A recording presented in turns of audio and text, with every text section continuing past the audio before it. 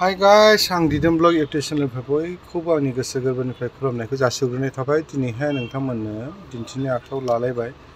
दिनै नै बारिनिफ्राय गोबांथार जोंहा मुला माबा माबि बिदि मैगं थाइगं आरोखि बेखौ जों फानहैनो नागिरलायबाय बाजाराव।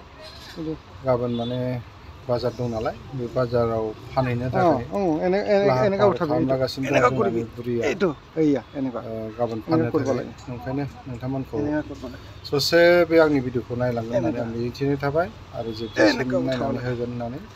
आरो सोरबाफोर आंनि चेनेलखौ नुफ्लांबायदोंब्ला लोगो खालामनानै लादो, आंबो नोंथांखौ बेक खालामना होफिनगोन। आं खोथा होनाय थाखाबाय। Thank you. जोबजासिम नायलांगोन होननानै मिजिंथिनाय थाबाय। लाफा इमान धुनिया লাগে खाय।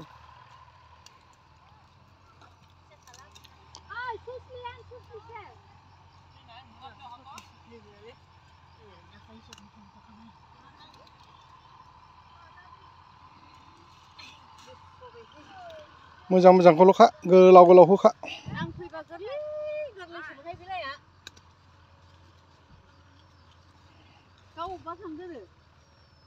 दङ बेयावनो दं, बे ट्रेक्टरजों। ट्रेक्टराव दं?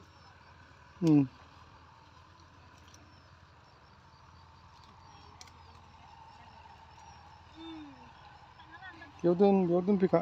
हा? जि मोनाबायलै जोंहा हादिया। बेयाव दोन, ज' दोन। हमथालायखो। बेयाव दोनहरब्रा। ओइयाव दोनफैदोलै।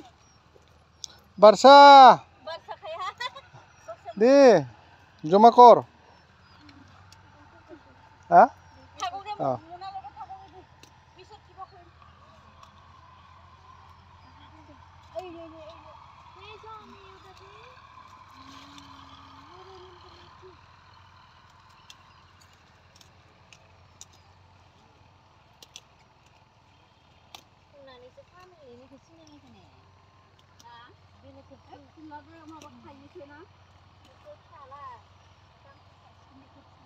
दा गांखं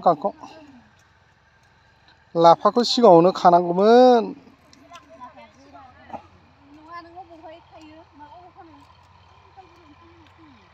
बुरलि बाजाराव बिनिखौनो मेरला जाफैबाय थायो नोंलाय। गावनो मोनजाबाय थायो माथो। औ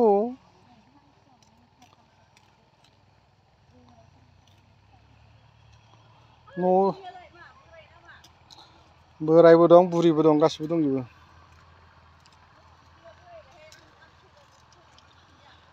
लाफाखौबो खालै, लाफायाबो नै जि मोजां मोजांखौ दंखायो। हा?